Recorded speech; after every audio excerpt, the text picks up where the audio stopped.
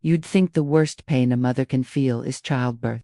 But no, the real pain, the kind that cracks your ribs from the inside, comes years later. When the child you raised with your bare hands pretends she doesn't even know you. People look at me now and they see a quiet old woman with silver hair tied in a loose bun, hands wrinkled from time, but steady enough to hold a lifetime of memories. They don't see the fire behind my eyes anymore. They don't see the woman who survived things most people would never speak about, and they definitely don't see what happened that day, the day my own daughter put her hands on me. But I remember every second of it, as clearly as the scar on my heart. It began with a phone call, a simple ringtone that changed everything. "Mom," my daughter Lily whispered, her voice unusually sweet. "Can you come over? It's important." I felt a pinch in my chest. Lily never said mom in that soft tone unless she wanted something, even after all these years, after her distancing. After marrying that man I never fully trusted. I always went when she called. That's the stupid thing about mothers, we go. Even when it hurts. I grabbed my old purse, put on my coat, and walked the 3 blocks to her house. The sky was gray, heavy with the promise of a storm. Something in the air felt wrong, like the quiet before an earthquake. When I reached her porch, the door was already open, a crack like they were expecting me. Inside, I heard whispers, a man's voice, Lily's voice, papers rustling. I pushed the door open gently. "Lily, I'm here." They were both standing in the living room, my daughter and her husband, Adam. He had that smug expression he always used when he thought he was being clever. She looked nervous, twisting her wedding ring, eyes darting everywhere except toward me. "What happened?" I asked. Adam walked toward me first, hands tucked in his pockets. A fake smile painted across his face. "Mom," he said, a word he used only when he wanted to manipulate me. "We've been going over some things, financial things, about your house." A chill crawled up my spine. "My house," I repeated. Lily stepped forward. "Mom, we found something. You never told us you had more money saved, a lot more." My heart stopped for a moment. "What money?" Adam lifted a stack of documents from the table, my bank statements, my private papers I never gave them access to. "How did you get those?" I asked, my voice trembling. Lily's eyes flickered. "We were helping clean your place last week and they were in a drawer. You must have forgotten." "Forgotten? No. I never forget where I keep anything important." My hands shook as I looked at them. "That money is my life savings. Your father and I spent decades building it. Why are you going through my things?" Adam took one step closer. "Because you don't need it. You're old, and we have plans, business plans. Lily and I are trying to build our future." I stared at my daughter, my only child. "Is that true?" She swallowed hard, unable to meet my gaze. "We need it, Mom. You have more than enough." They weren't asking. They were demanding. Adam held out a pen and a form, some type of transfer authorization. "Just sign it. It's for all of us. For the family." I felt my chest tighten. My husband, God rest his soul, had died working himself half to death to leave something behind for me. And now this man, this stranger wearing the title of son-in-law, wanted to strip it from me like I was a burden. "No," I said quietly. Adam blinked. "What did you say?" I said no. The room went still. Then Lily snapped. "Mom, stop being stubborn. You don't even use the money. Do you want us to struggle while you sit on millions?" The way she said millions made my stomach turn, like I was a bank vault, not her mother. "I am not signing anything," I repeated. Adam's smile disappeared. His eyes darkened. "Old woman, you're making this harder than it needs to be." And that's when Lily did something I never could have imagined. She grabbed me by my wrist hard. "Just sign it," she shouted, trying to pull me toward the table. "Lily, stop. Let go of me." But Adam stepped in, his voice low and cold. "She's not listening." Before I could react, his fist came out of nowhere. A sharp pain exploded across my cheek. My body hit the floor. My vision blurred. I heard Lily gasp, but not in horror, more like panic that I might ruin their plan. "Get up," Adam barked. "She's faking." I tasted blood in my mouth. Blood. From my own family. "I'm not signing," I whispered, my voice shaking. Lily's face twisted with frustration, and then she grabbed a fistful of my hair and dragged me across the hardwood floor. My scalp burned, my hands clawed at the ground, my voice cracked. "Lily, stop. Please sign the paper," she screamed. "Sign it, Mom." Adam locked the front door, blocking any escape. I felt like an animal being hunted in my own daughter's home, but I didn't break. I didn't surrender. Somewhere inside me, a little spark of dignity, of motherhood, of survival ignited. You will not take my home, I whispered. You will not take your father's legacy. Adam lifted his hand again, and for one terrifying second, I thought he would finish what he started, but fate works in strange ways. A neighbor must have heard the shouting, maybe even seen the struggle through the window, because suddenly there was a loud bang on the door, then another, and a voice shouted from outside, 911. Open the door. Lily froze. Adam cursed under his breath. My heart pounded like it was trying to break out of my chest. In that moment, as sirens approached in the distance, I realized something. This wasn't just a family fight. This was an ambush, a plan, a trap. And the money those millions had turned the people I loved into monsters I didn't recognize anymore. But they didn't know one thing. Wasn't the weak old woman they thought I was. Not anymore. Not ever again. The pounding on the door grew louder, shaking the frame so hard it felt like the whole house might collapse. I was still on the floor, my hair tangled in Lily's fingers, Adam hovering over me like a wolf ready to strike again. But those knocks, those furious, rhythmic knocks froze everything. Police, open the door. Lily jerked her hand back as if my hair had suddenly burned her skin. Adam cursed under his breath, pacing like a trapped animal. What do we do? She whispered, panic flooding her face. What do you think we do? He snapped. Act normal. Act innocent. You cried loud enough to wake the dead. Just say she fell. Fell. Yes. According to them, I had simply fallen. Because elderly women apparently throw themselves on the floor, bleed, and scream for mercy. The strange thing was lying there on the hardwood floor, cheek throbbing, heart pounding. My mind became sharper than ever. Pain does that. Betrayal especially. It clears the fog and leaves only truth behind. Adam marched to the door and cracked it open, forcing a smile that didn't reach his eyes. Officers, he said calmly. Is there a problem? One officer pushed past him immediately. The other followed. Sir, we received a call from a neighbor reporting shouting and a woman's scream. Their eyes scanned the room, and then they saw me. An old woman on the floor. My hair is a mess. My cheek is swollen. My lip is bleeding. My purse spilled beside me. Ma'am, the taller officer said as he knelt beside me. Are you hurt? Before I could open my mouth, Lily rushed forward, fake tears falling on cue. She slipped. She cried. She fell and hit the table. I tried to help her. A performance, a bad one, but desperate people will try anything. The officer helped me sit up gently. Is that what happened, ma'am? He asked. I opened my mouth, but Adam's voice cut sharper than any knife. Of course that's what happened. She just gets confused sometimes. She's old, as if age erased the truth, as if years of raising their daughter meant nothing. The officer looked into my eyes, searching for something. I took a deep breath and steadied my voice. No, I said quietly, I did not fall. The room went silent. Adam turned slowly, disbelief twisting his face. Lily froze like a statue. The officers exchanged glances. What happened then? The officer asked softly. I touched my swollen cheek. My son-in-law hit me. The words hung in the air like a thundercloud ready to burst. Adam's face flushed red. She's lying, he shouted. She's trying to ruin us. But the officer lifted his hand. Let her speak. My throat tightened. My eyes burned. But I wouldn't break. My daughter dragged me by my hair, I continued, voice trembling but firm. They tried to make me sign away my money.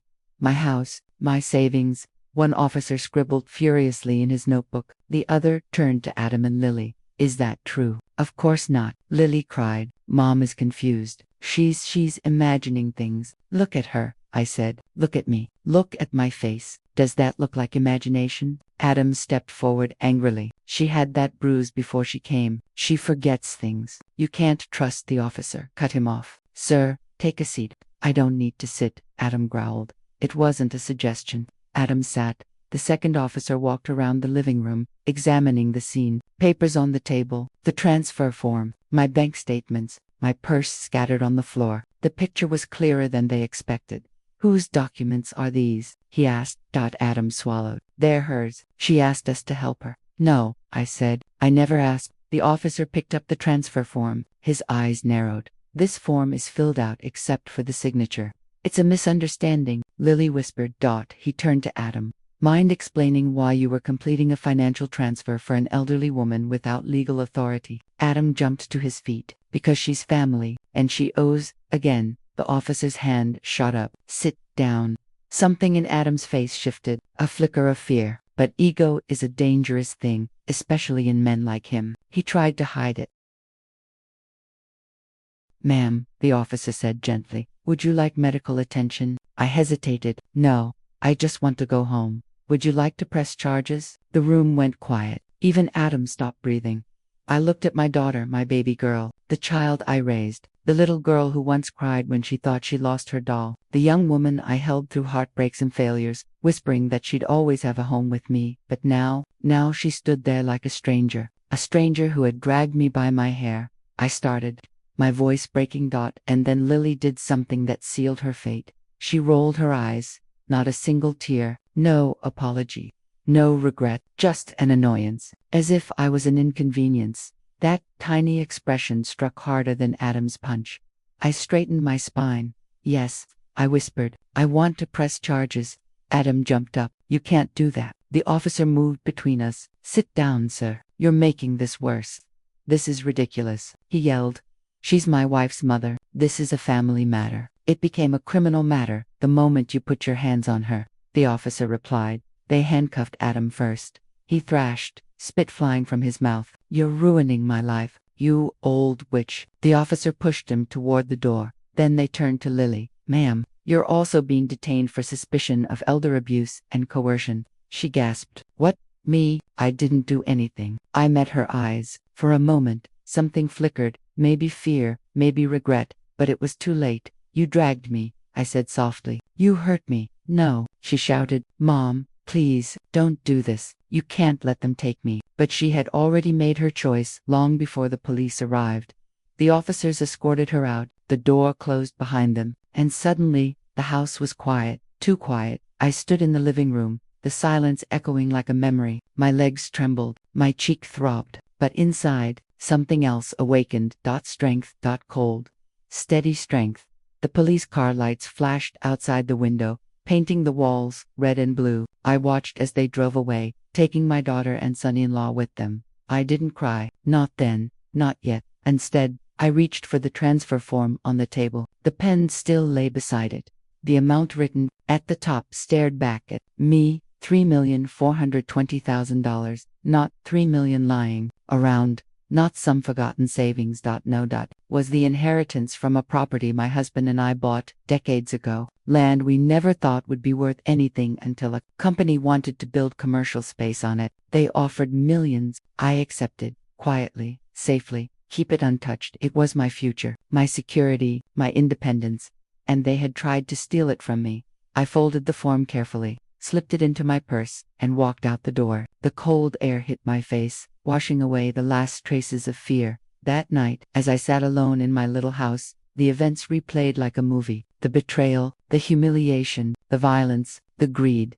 But one thought shined clearer than all the others. This was not the end. This was the beginning. They had taken their shot. Now it was my turn. And the world was about to see what a mother can become when she has nothing left to lose. The night after they were taken away, sleep didn't come to me. I lay awake on my small, creaking bed, listening to the wind tapping against the window. Every time I closed my eyes, I saw Lily's face, her eyes wide with anger, then fear, then betrayal. A mother's heart is strange. Even after everything she'd done, a part of me kept asking, how did we get here? When did my child turn into someone who could hurt me? But it was too late for softness, too late for excuses, too late for pretending she was still the daughter I once held in my arms. People say motherhood is unconditional. They lie. There's a difference between unconditional love and unconditional tolerance of cruelty. Around dawn, I forced myself upright, washed my swollen cheek with cold water, and looked in the mirror. The face staring back at me didn't look like mine.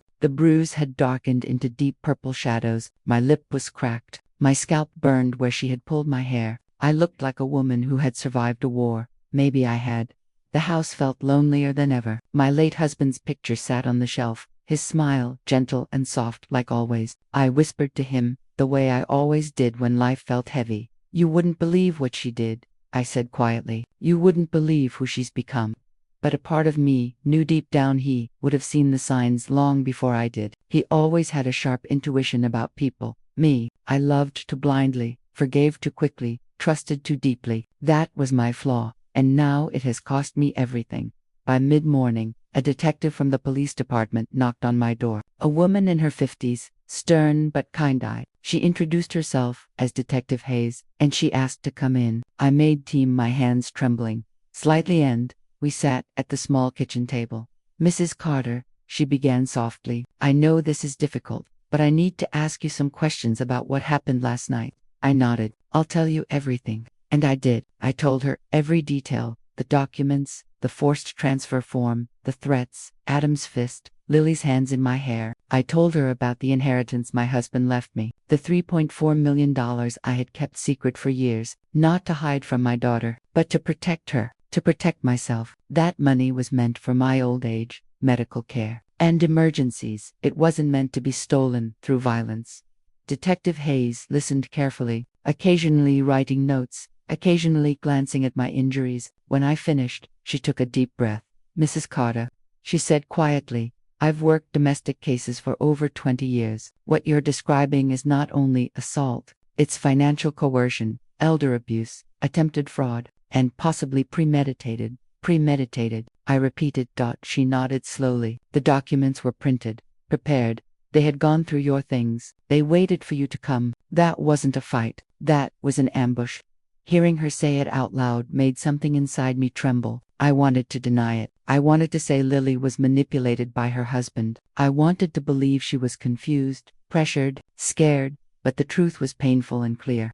She had planned this too. The detective placed her hand over mine gently. You are not alone anymore, she said. We're going to help you. For the rest of the day, she guided me through everything, filing a report, getting a restraining order, photographing my injuries, documenting evidence. Each step felt heavy, but also strangely empowering. For the first time in years, I wasn't shrinking. I wasn't apologizing. I wasn't bending to make someone else comfortable. For the first time, I was standing up for myself. When she left, I sat at the table, staring at the cup of cold tea. The sun had shifted across the window, casting long golden shadows. A strange feeling washed over me, something old, something fierce. Determination. That evening, my phone buzzed. Unknown number. I hesitated before answering. Mom, Lily's voice cracked through the line. I froze, my heart squeezed painfully. Why are you calling me? I asked softly. Mom, please, she sobbed. They're holding us here. They said Adam might face charges. They said I might too. Mom, you have to tell them it was an accident. You have to tell them you didn't mean it. Didn't mean what? To tell the truth. Lily, I whispered, you dragged me by my hair. I panicked. She cried. You don't understand. Adam, he was angry. I had to do something. So you chose him, I said. My voice didn't rise. It didn't break. It simply stated a fact. You chose him over your own mother. There was silence, a painful, heavy silence. Then she whispered, Mom, you have money, so much money, and we're struggling. You could have helped. I helped you your whole life, I said softly, but I will not fund greed, and I will not reward violence. You're going to ruin us, she whispered. No, I said, you ruined yourself. She sucked in a sharp breath. I hate you, she spat suddenly. I hate you for doing this to us. The words hit me like a blade, but I didn't let it show. Goodbye, Lily, I said, and hung up. I dropped the phone on the table, my hands shaking. I told myself not to cry. I told myself she didn't mean it. I told myself she was desperate, scared, confused. But you can only lie to yourself for so long. The tears came anyway. They rolled down my cheeks silently, soaking into the wrinkles time had carved. I cried for my daughter, for the little girl she used to be, for the woman she should have become, for the innocence that had died somewhere along the way. But I didn't cry for myself, because something inside me had shifted permanently. I would not be manipulated again. I would not be guilty. I would not be threatened. That night, as darkness filled the house, I took out the old metal box where I kept copies of our family documents, insurance papers, and my will. I opened it slowly, feeling the weight of years pressed against my chest. My will still listed Lily as my sole beneficiary. Not anymore. With steady hands, I took out a pen and crossed out her name. It hurt. God, it hurt more than the bruise on my face, but I had to protect myself from her. When I finished, I felt lighter, safer, stronger. For the first time since my husband died, I felt like I could breathe. And for the first time in my life, I realized something brutally true. Blood doesn't make someone family. Loyalty does, love does, respect does. Lily and Adam had none of those, but I did. Now, I have myself, and I was just getting started. The cold night air stung my cheeks as I sat alone on the back steps of the shelter. For the first time since the attack, the silence wasn't terrifying. It was heavy, yes, but it wasn't violent. No shouting, no footsteps rushing toward me, no fists. Just my heartbeat, steady, bruised, but alive. Inside, the counselor's words still echoed in my mind. You didn't deserve what happened to you, and you're not going back. I wasn't sure I believed her yet. 30 years of motherhood doesn't switch off just because your child stops seeing you as a mother. But I wanted to believe. For the first time in months, maybe years, I wanted something for myself. Suddenly, the door creaked open behind me. It was Officer Reyes, the same officer who had lifted me off the floor that horrible night. You're safe here, he said softly, but I need to tell you something. I straightened, nerves tightening. Is it my daughter? He nodded. Both of them, your daughter and son-in-law, were arrested. Neighbors provided video evidence, and the footage is going viral. Over 3 million views already. My breath caught. The world was now seeing what I had hidden for so long. They can't hurt you anymore, he continued. But that wasn't what scared me. What scared me was the fact that the daughter I raised, the little girl who once cried if she lost her teddy bear, had dragged her own mother into the street as if I were garbage. I looked down at my trembling hands. Why did she do it? I whispered. Officer Reyes sat beside me. Sometimes, people get lost in greed, pride, or in the wrong relationship. But sometimes, the shock of consequences wakes them up. His words lingered, but I didn't reply, because deep down, I didn't know if I even wanted her to wake up. Some betrayals leave scars too deep for apologies. Later that night, as I lay on the shelter cot, I ran my fingers gently through my hair, still sore from where she had dragged me. I closed my eyes and tried to breathe.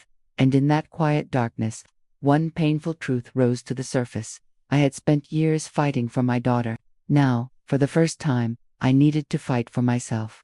Tomorrow, court hearings will begin.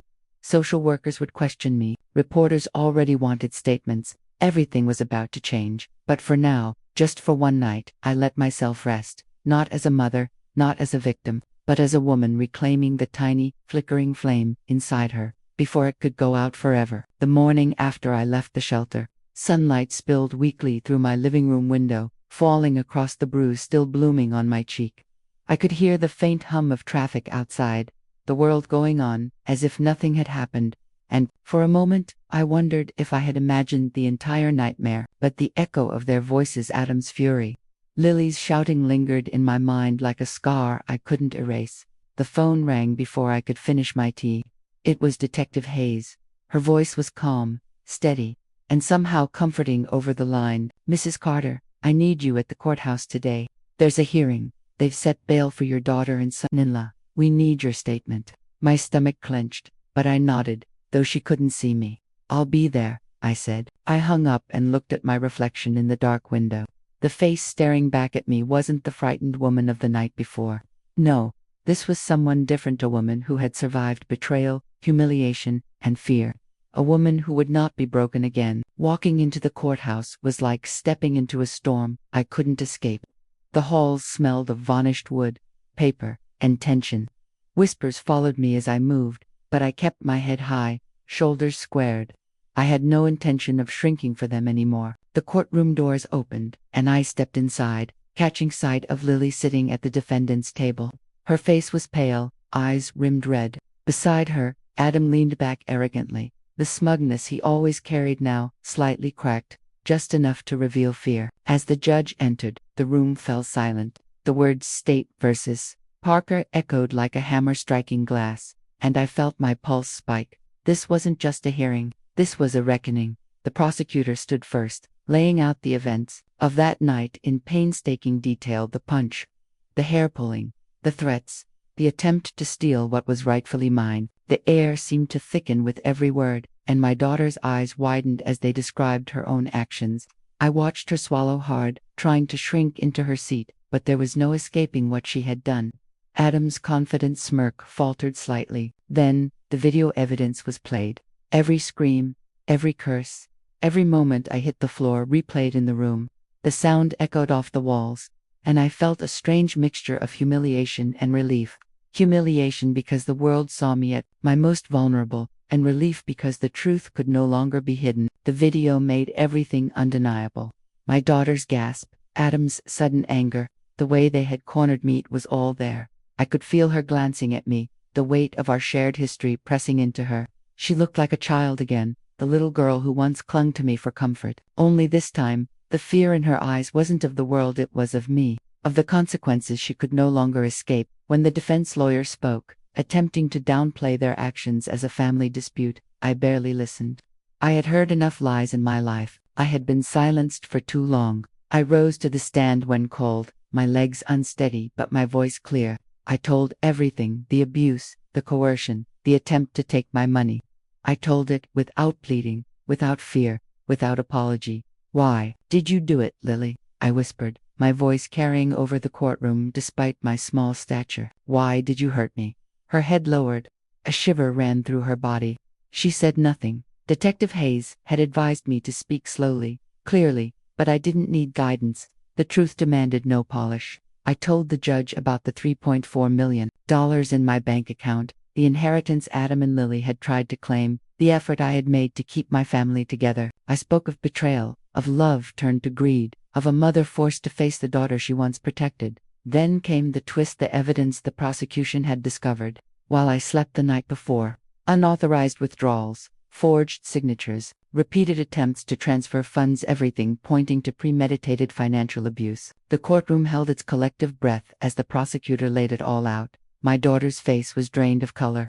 Adam's arrogance vanished entirely. I realized then that the web they had spun for me had begun to ensnare themselves. Sitting back down, I felt a strange calm wash over me. The fear of yesterday, the punch, the dragging, the humiliation was still there, yes, but beneath it was something far stronger, a sense of justice, of power reclaimed. For the first time in decades, I wasn't just a mother, I was a survivor. The judge leaned forward, eyes piercing.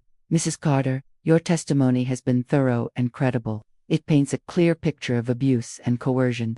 The court will consider all evidence before ruling." I nodded. That was all I could do. I didn't need vengeance, not yet. The truth had already been spoken. Later, as the courtroom emptied, I stood near the exit and watched my daughter being escorted away in handcuffs. There was fear in her eyes now, genuine fear, not the manufactured, manipulative kind she had wielded against me. My heart twisted. I had loved her so deeply, and yet, I had no regrets. I had survived her betrayal. I had survived Adam's violence, and I would survive whatever came next.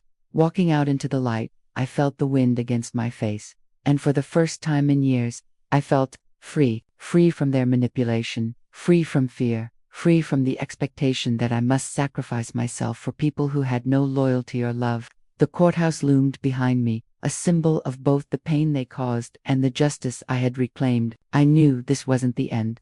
Court rulings, legal battles, financial recovery, they were just beginning. But I also knew this: I would no longer cower, I would no longer hide, and I would no longer let anyone, family or otherwise, take from me what I had earned and protected my entire life. The story of that night, the punches, the hair pulling, the $3.4 million, the viral video would follow me forever. But now, it wasn't just a story of pain, it was a story of awakening. And as I walked into the bright morning sun, I silently promised myself, whatever came next, I would face it with the strength of every mother who has ever been betrayed, and every woman who refuses to be broken. The days after the hearing felt surreal. The world around me moved forward, people went to work, children laughed on the sidewalks.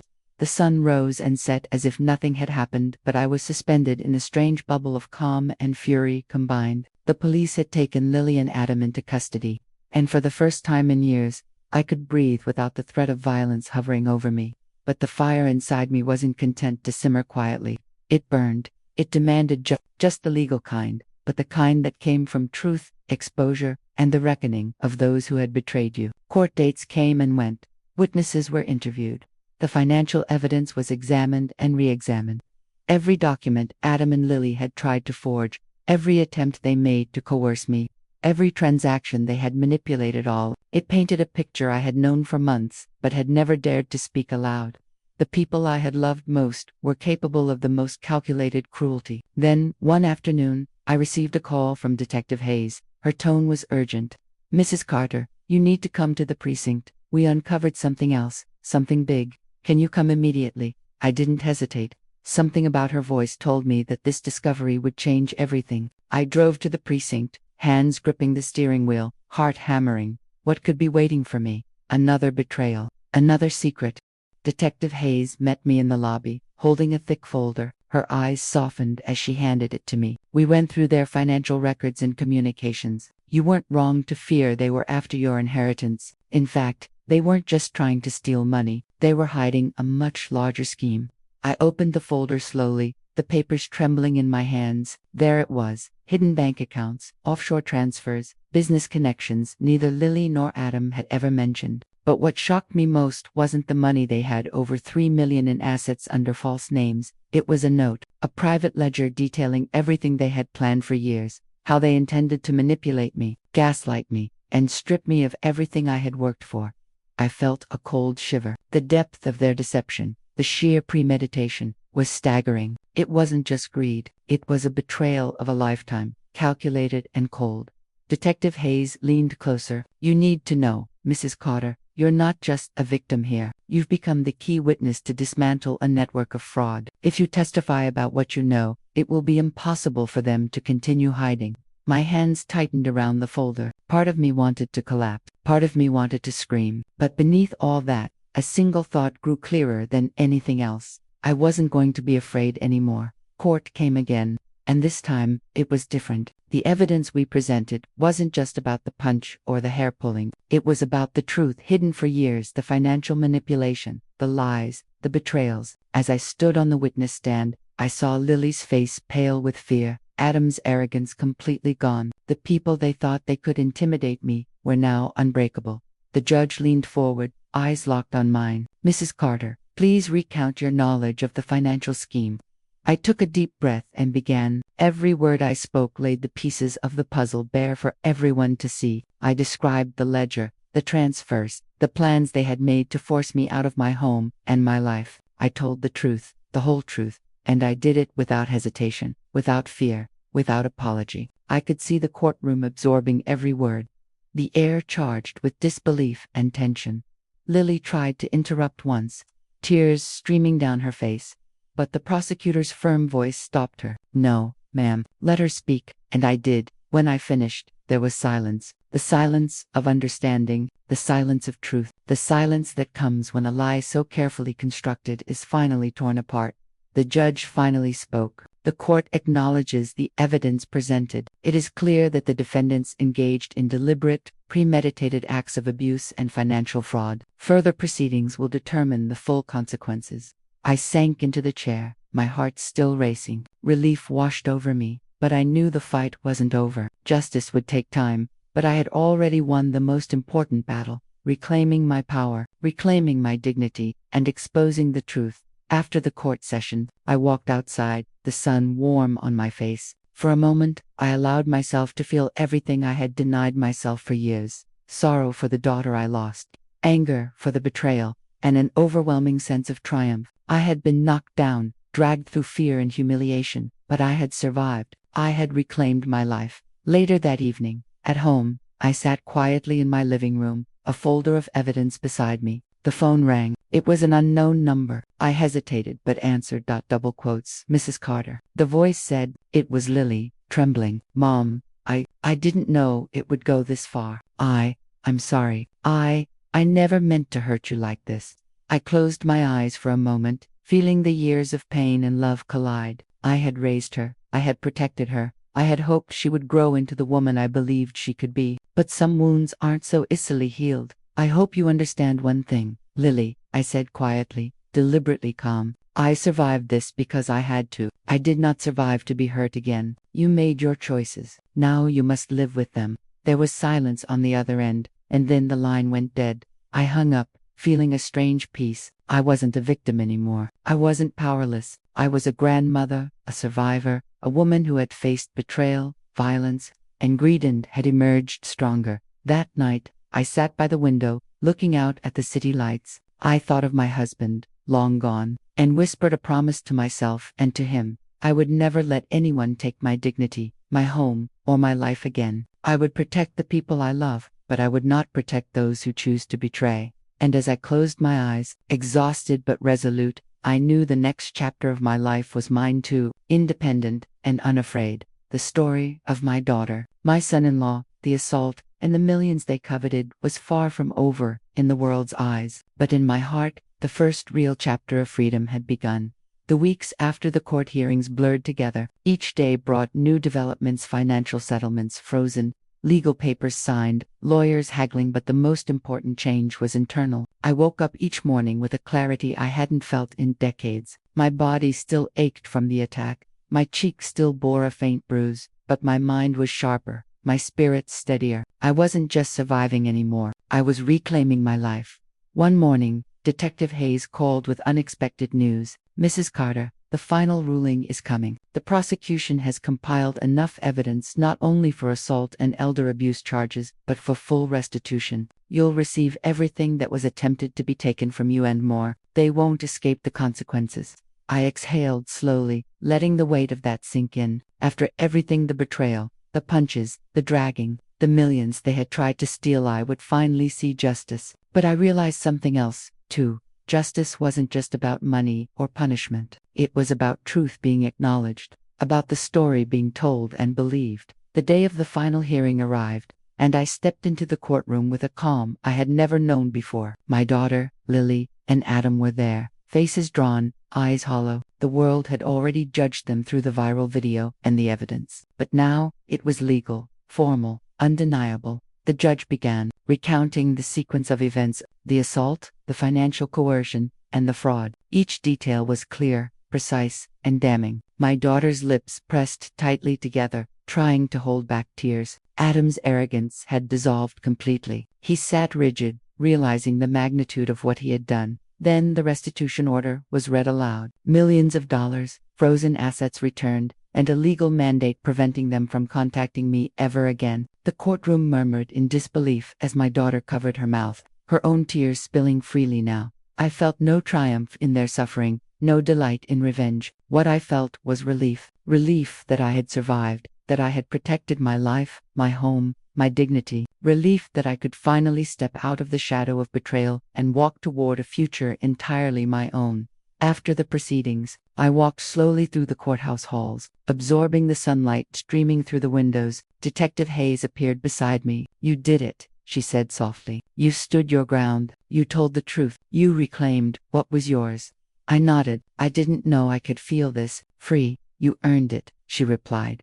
Walking out into the streets, I realized how quiet the world had become, not empty, but peaceful. For the first time, I could think without fear, plan without anxiety, and breathe without the tension that had haunted me for years. I walked past neighbors who recognized me from the video, offering nods and small smiles. For once, I felt seen, not as the woman they had witnessed being attacked, but as the woman who had endured, survived, and stood tall. At home, I opened the folders containing the financial restitution. The money was no longer just security, it was a symbol of resilience. I didn't flaunt it, didn't announce it. It was mine, hard-earned in the quietest and most painful of ways. I began reorganizing my life, paying off debts, supporting causes I believed in, and planning for a future unshackled from the greed and betrayal of those I had once called family. Months passed. The court cases against Lily and Adam concluded. Both were sentenced, appropriately community service, financial penalties, probation, and therapy mandated. They would never be able to harm me again, legally or physically. And while part of me mourned the daughter I had lost,